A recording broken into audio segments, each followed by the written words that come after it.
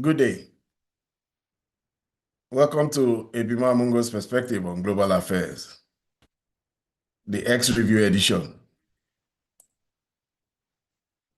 There's a live stream. I'm doing a live stream today on the war that is going on so far in the war, the Iran war, the US-Iran war. It's in its first week now, and it is interesting to see how it has upended the Middle East. We see how it has upended the global economy. And even in this first 1 week, we see that the Iranians have a plan.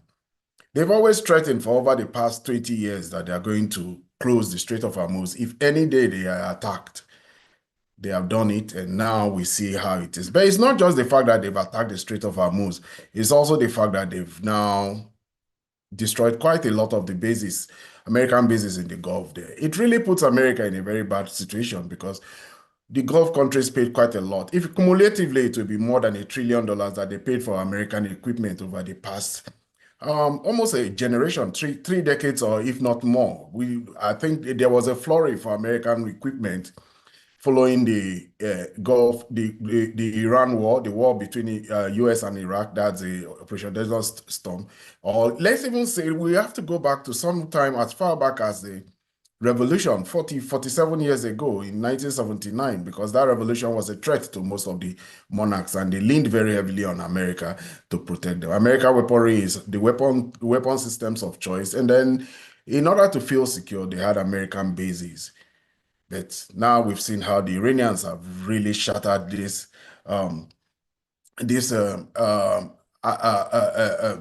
illusion that they were protected. It so happens that at this time of the war, President Trump and the Americans and the Israelis are on one side, and President Trump's preference has been shown to the world.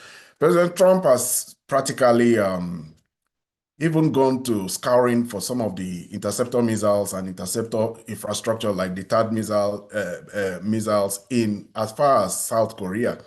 So it just shows you what the preference is. They already had packed the Gerald Ford, one of their aircraft carriers. Now we hear it is going into the it is going into the Suez Canal, and there it is going to start to help to bring to bear more pain on the Iranians. The Iranians are suffering a lot of casualty. They are suffering a lot from this war, no doubt about it. And we see now that how are they coping? How are the Iranians, how are they holding up after 1 week? They are being bombed. Even as I'm talking today, the Iranians are being bombed, airports are being bombed, schools are being bombed, stadiums are being bombed, many. We really don't get a sense of the military targets, but whenever the Admiral Bradley Cooper, Brad Cooper, the head of CENTCOM, gives a briefing, he tells us how, one, they've interdicted a lot of the Iranian missiles, and then two, they've also now started to diminish the ability of the Iranians to do harm to mainly the Israelis. But nevertheless, the Israelis are putting on many sorties. Many sorties are being carried out, mainly by the Israeli Air Force, though. I don't know where. I think they may be coming off of Azerbaijan or Cyprus, but somehow they are able to get into Iran, and they may do a lot of bombing going on now in mainly Tehran. But they have said that very large amount, maybe they've done as much as 5,000 sorties in this past 1 week. That is a lot. And to think that Israel has even opened a second war theater in southern Lebanon. The Israeli army is really a fighting force. They are showing themselves to be very extensive. But of course, we know that bombing alone may not be able to be enough for them.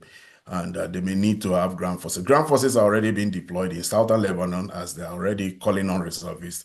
But for Iran, it will be a big stretch. So we see this situation here now where we really don't know how it's going to go on, but we know that it's beginning to affect the global economy.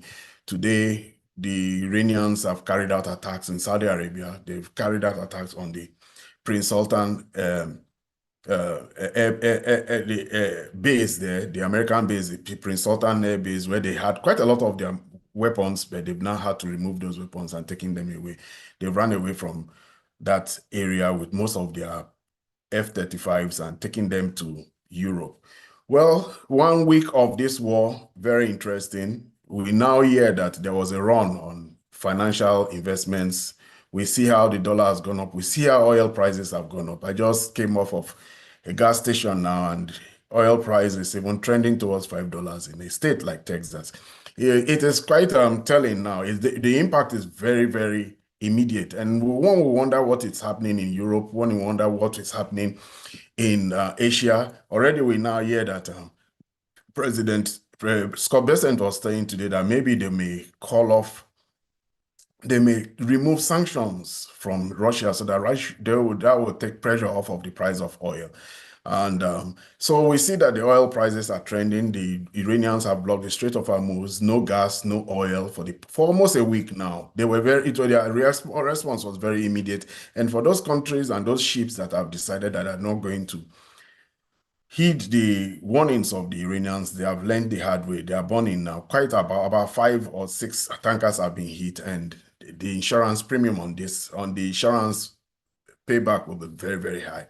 Already, Lloyd's of London is already talking about they may not insure any ship going to that region now. And Maersk has done have given a message that they will not be going in that direction. Maersk is the large Danish container shipping company. Anyway, the global economy is being affected. Banking is being affected. Oil prices have been affected. Price of many, many commodities have been affected. And this is now beginning to trend towards pain for a lot of people.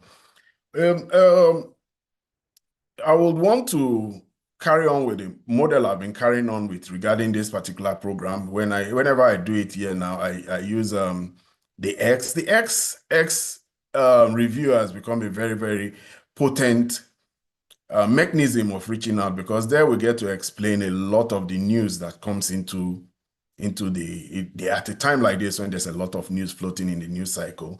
X is a repository of a lot of information from all sides of the news strand. So let me go in now and start the X as I would want it. I don't know if a side-by-side will do, or if as a background, but let me try this now, if it will show the way it is, because sometimes it renders differently on YouTube. But let me see how it does here now. So this is the X strand, and this is how I'm rendering it.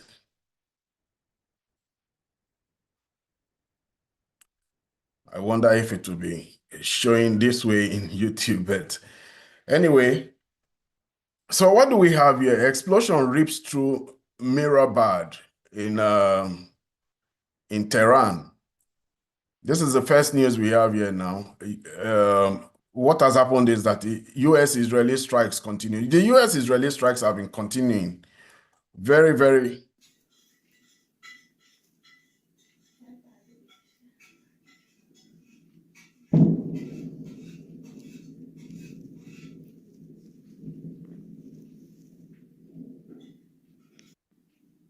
Israel and U.S. have been continuing their bombing on Iran. Tehran has been hammered, and this was just 23 minutes ago. Tehran is really suffering a lot of hammering. The next news I have here will be about 2 kamikaze drones reportedly struck a U.S. company in Bojesia oil field in BP, where BP operates. Iran proxies are now going after oil infrastructure. Brent crude has already reached $90. So this is what we are seeing now. The price of oil is going up, and Iranian proxies are now taking part in this war. We see that one American company was hit very, very hard. That company is one affiliated with Halliburton, and the Iraqi resistance part of the Iraqi resistance that really supports the Iranians are now putting themselves into the game and showing that they are now going to be acting on behalf of the Iranians. So they attacked this facility. I think from the last time I read about it, is something that is controlled by a company that has a relationship with Halliburton and BP, obviously, and we're seeing that they're attacking their logistics center. let's go on to the next story here now. It says this video, I don't know if it is a real video. Sometimes there's a lot of information out there now that you don't even know which one is real again. But what does this story say here? It says the video shows Iranian video shows Iran's missile hit Tel Aviv. Iran strategically hit radar, and now the armed forces say the eye of the US and Israeli regimes are blinded. Well, that is true though, but we should know that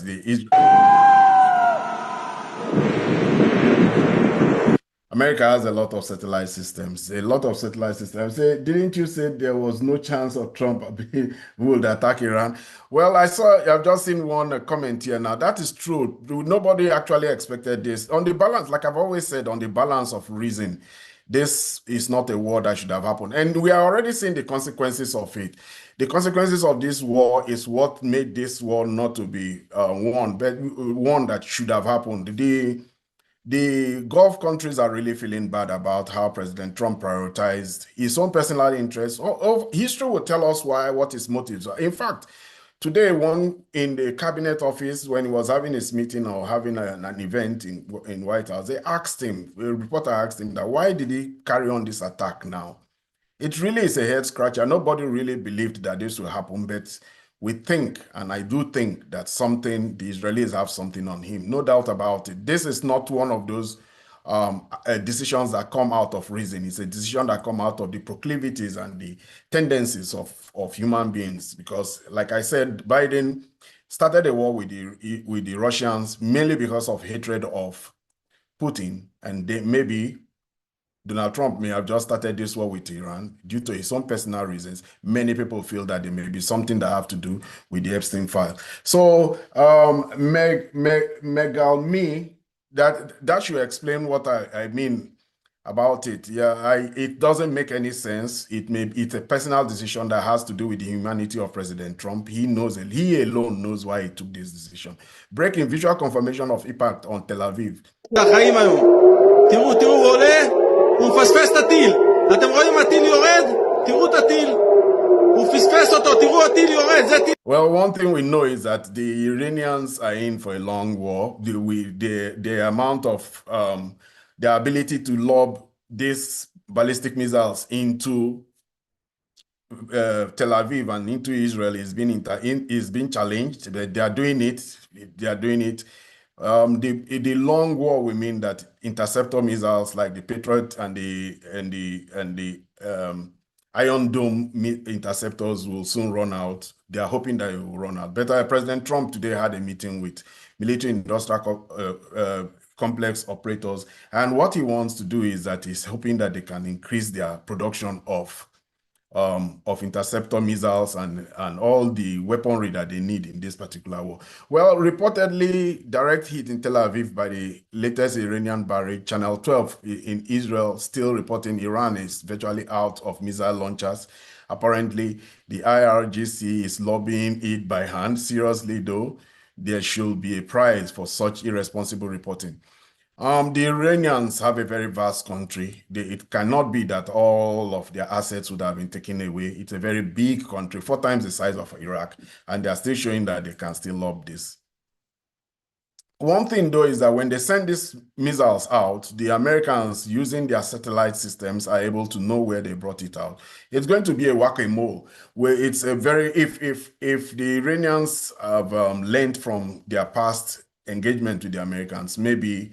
But we should remember this is the very first time that Iranian territory is being violated and they've lost air dominance as they have now. This is the very first time. They'll come up with a strategy, but they are still lobbying into Israel. That is what we hear. Terrified Israelis scream as Iranian missiles fly over Tel Aviv. Since this is a live stream, if anybody comes on and you catch this live stream, please press the like so that the algorithm can send the live stream to more people.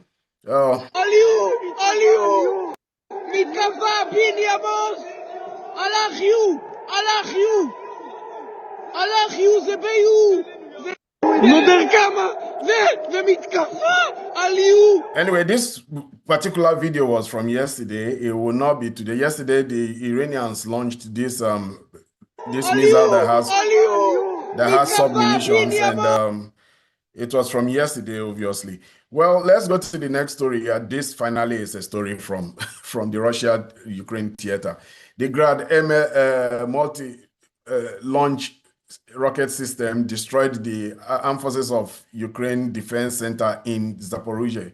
So the Russians are also in the fight. The battle in Zaporizhia is still going on. Orikov is now the center of attack, and the Russians are moving. They still have their eyes on Zaporizhia. They want to clean up Orikov. They've already done Heliopoli, and they are moving westward very, very rapidly.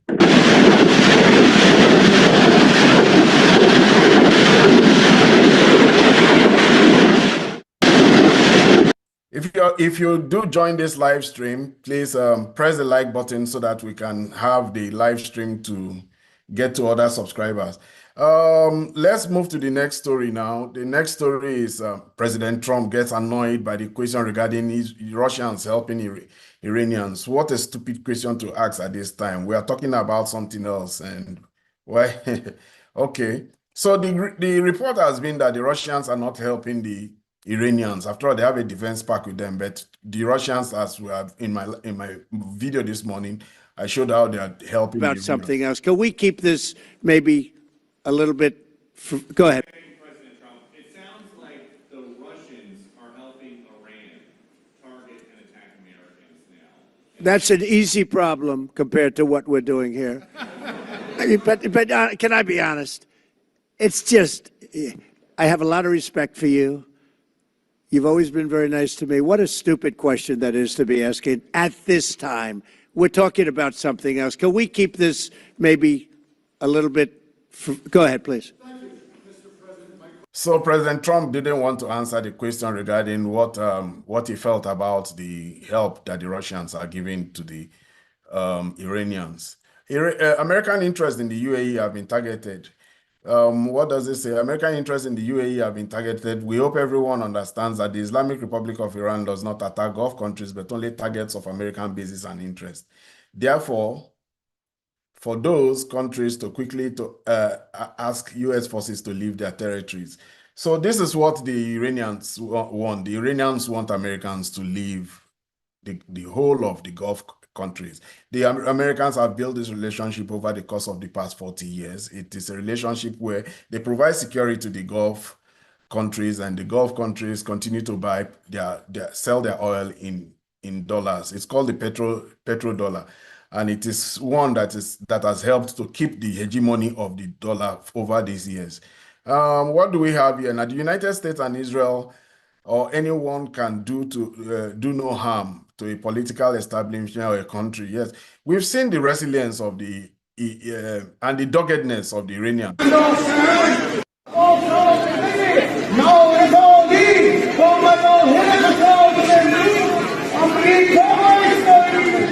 They are protesting even in the snow. They have come out to protest. They have come out to show their support for the regime, and they've come out to mourn with the death of Ayatollah. So this is what this person is saying here now, that they are a very hardy people. They are very, very focused on their country. Well, we will see how long this will last. Let's move to the next story. It says Iran launches multiple. Yes, this is a story that came off of today. Iran says that it launched some missiles on the USS Abraham Lincoln. And indeed, Abraham Lincoln did move away from that region. Abraham Lincoln moved another 500 kilometers away after this particular launch.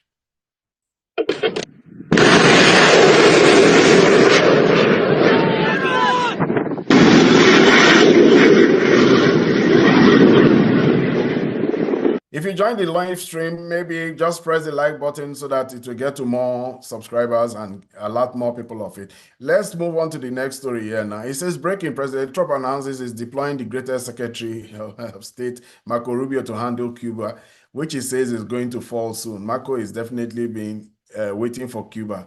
I'm gonna put Marco over there. We'll see how that works out. It's on this one now, meaning Iran. We've got plenty of time. So Marco Rubio on Cuba. He said, without being asked, Cuba is going to fall pretty soon, by the way, but Cuba is going to fall. They want to make a deal so badly. And I asked, how so? He said, they want to make a deal, so I'm going to put Marco over there, and we'll see how that works. But we're really focused on this one now, meaning Iran. We've got plenty of time on Cuba. Well, Marco Rubio has ancestry from Cuba. His parents were some of the people who lost their assets to the communist takeover in Cuba, and he has always had this.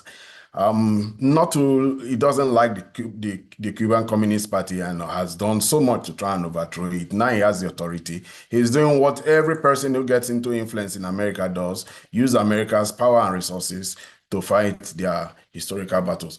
President Trump says Congress is going anti-Semitic and isn't serving the Jewish lobby well.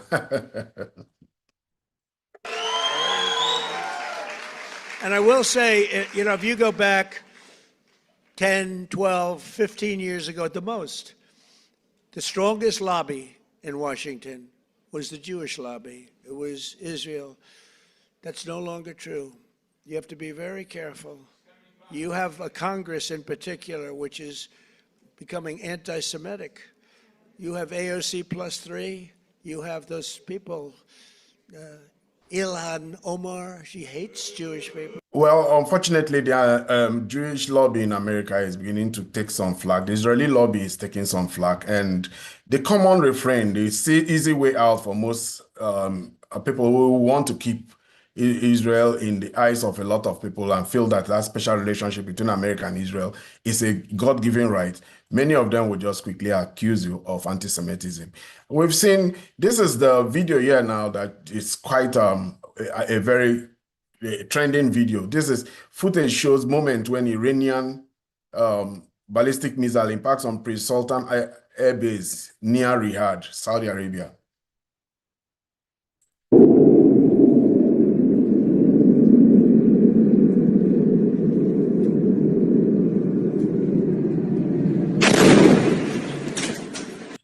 If you join the live stream, you can join. If you join the live stream, if you meet up with the live stream, you can please indicate so by pressing the like button so that we can have more people come on to the live stream. If you press the the like button, it will help in getting the algorithm moving.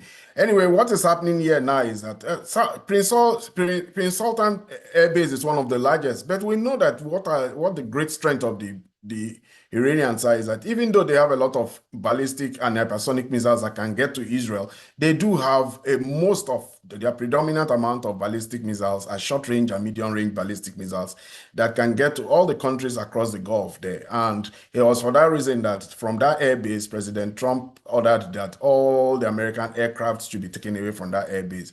But the Iranians want to make sure that that air base is not usable again for a long time. All the radars have been hit and all the infrastructure, critical infrastructure that helps the Americans in those air bases all across of the Gulf have been hit. So that the whole reason here now is that it will take America about 5 to 10 years to get back the infrastructure that they have in all the bases. We know in Qatar, in UAE, they've all been hit. Iranian missile reached the skies of Tel Aviv and the Israeli dome system tried to intercept.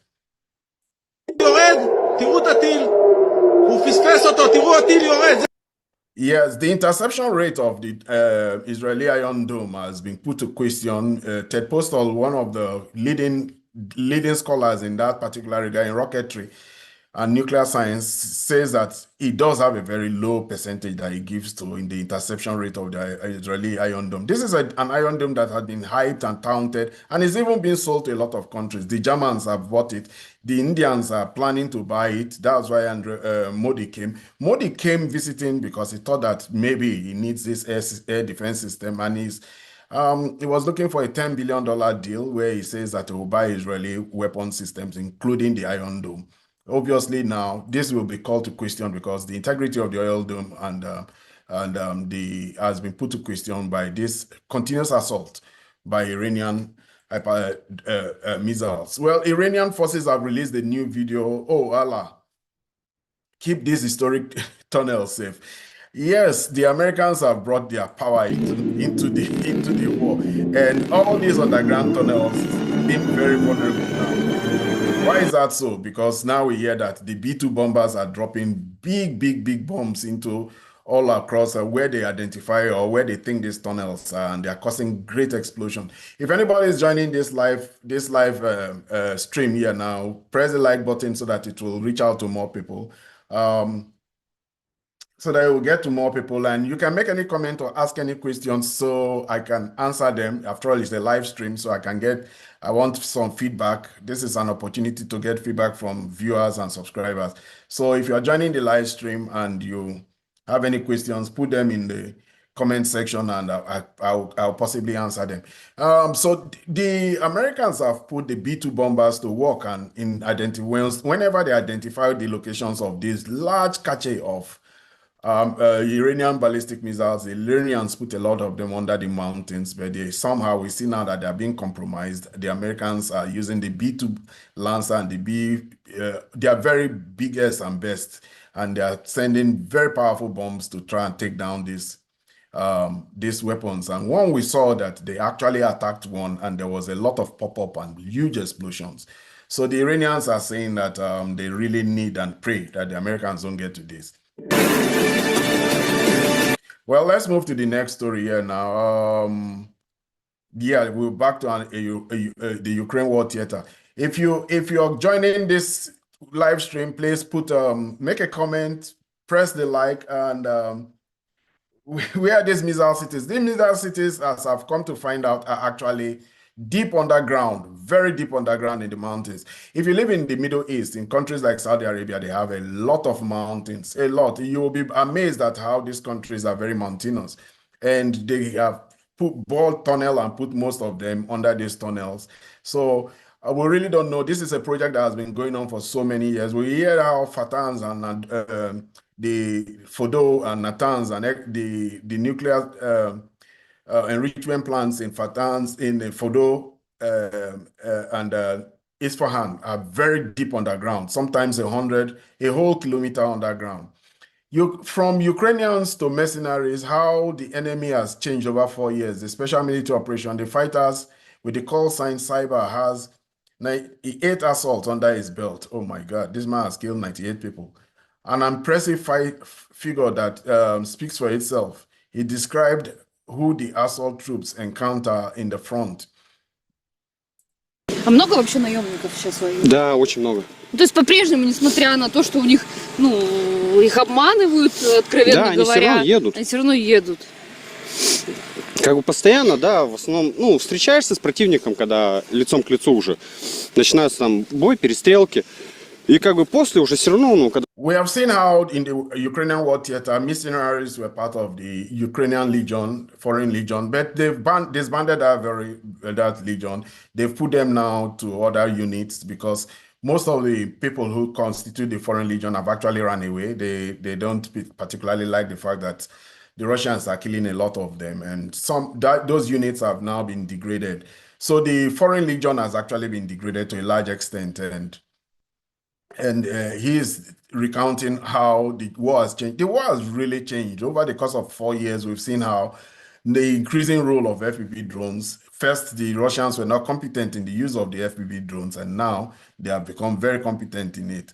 So the war in Ukraine has really changed. Caroline Levitt says, I would remind people, X is not real life. Trump lives in the real world. There is nothing more American first than taking out terrorists. Yes, there have been questions about the popularity of this war. This war is not popular to a large amount of extent in America, and they make their expression known on X.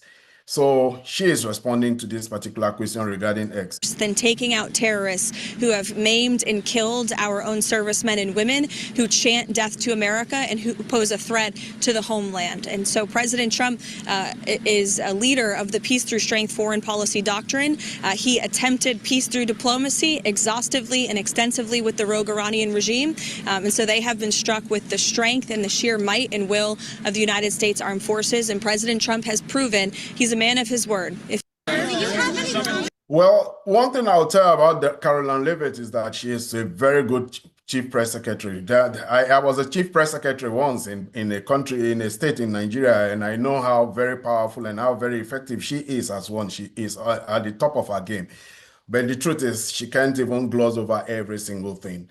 Like I said, that role is a very important role, and she plays a very good one in it. She is such a big difference from the last one that they had, the Biden chief press secretary. That was a very combative lady. This one here, though, is very, very articulate and knows her job very well.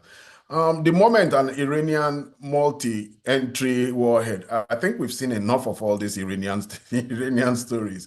Let's go. Fire breaks out in Bahrain's Babco refinery after Iranian missiles. Like I said, it's like pain pills. The Iranians are sharing these pain pills to every single person. If you're joining the live stream and you have any questions you want to ask, you can put them in the comment section. I'll respond to them. And then so that the algorithm will pick the content of the live stream. So this is what we're seeing here now. All the infrastructure within the Gulf region, they are very much accessible to Iranian ballistic missiles, and we hear now that even this particular facility, the Iranians have not started to go after oil fields and oil refineries. I think they are saving that for one last flurry if they feel really threatened, because the Gulf now is not burning. They've really focused on American infrastructure, American military infrastructure and bases. Trump demands a change of Iran's leadership. He can't even appoint the mayor of New York, the deputy foreign minister of Iran. The leadership of Iran, and he says that I have to have voice on that, while he cannot appoint even the mayor of New York.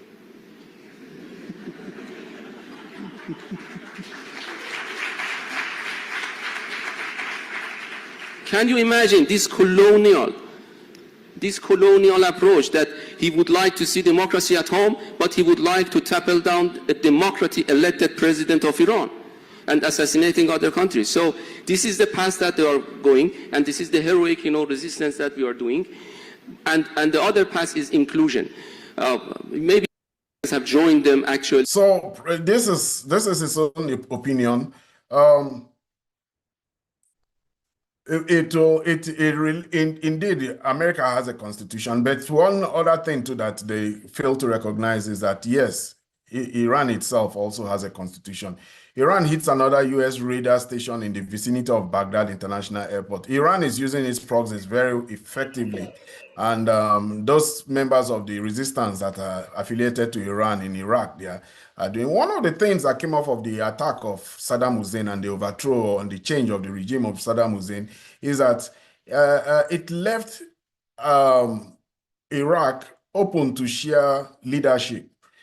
The Shias were under the hill for a long time under Saddam Hussein's government, but when they brought democracy, America brought them. One of the unintended consequences is that Iraq fell under the orbit of Iran, and that was a great turning point in the history of Iraq. Anyway, let's move on to the next story here now.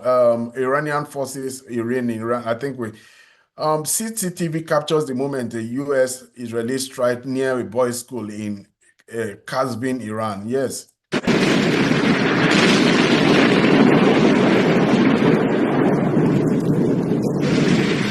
These are images that are not really good for the Trump administration. Not that they care though, because we saw how 165 elementary school girls were killed, and now it's a boys' school.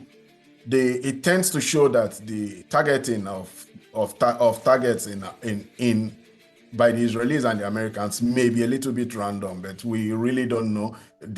Admiral Brad Cooper is saying that they have been achieving a lot of successes in degrading the military capacity, but we do see these images, and this is a boys' school here now, and these are not good images at all. CBS News national security analyst Aaron McLean says Russian cooperation with the Iranian regime is very very serious development anytime. But why will this surprise anybody? Russia and Iran do have a security arrangement. In fact, it is only the fact that the Iranians chose not to make it a comprehensive arrangement where the Russians possibly would have been in Iran at this time now, just like they have with the North Koreans. The Iranians chose to limit it to some other form of cooperation, not one that will involve boots on ground. That you do think to yourself, there is a higher risk profile now that we know this. Absolutely, absolutely. Anytime you have a major power adversary like Russia coming in to assist the Iranians, that's a concern. The Russians, even though their progress has been halting in Ukraine over the years, have real capabilities and real capabilities on the targeting front as well. So let's talk about the touchscreen. There's been a lot of conversation about interceptors. Help my audience understand why they're important, where they're important, and what else we should know. So the United States military throughout the region, to include critically on this line of bases here that we have stretching from the northern part of Iraq through Kuwait, down through Qatar, Saudi Arabia, into the UAE and beyond, is protected by a multi-layered shield of air defenses. This is there because Iran, of course, has substantial ballistic missile and drone capabilities to strike our bases, but also civilian targets throughout the region. The issue that we faced at the start of this conflict was that the interceptors are very expensive. Now, Iranian ballistic missiles are also expensive, but the drones are very cheap. So there's a math problem when you're firing these very expensive interceptors at relatively cheap munitions. There's also just a quantity problem. Our reservoirs of these things, our magazines, are not infinitely deep. However, sitting here about 7 days into the start of this campaign, we actually seem to be winning the fight in the sense that we're not just, the United States military and its partners in the region are not just sitting there passively firing interceptors as missiles come in, but the United States military is also targeting the archers, shooting the arrows down. Yes, this is what we'll get from when you watch the mainstream media, you see how the narrative changes. Well, he didn't say that the Iranians have taken out all the air defense systems here in these countries. He didn't say, he just focused on the Iranians. And it's this narrative shaping that is really doing a disservice to most of the people. And that's why many people come up to channels like those they find on YouTube to get a better reading of it. Already we know that all the radar systems, THAAD radar systems, in as far as Kuwait, all the way down to Bahrain, which is somewhere around there, and UAE, even those in Oman have been attacked.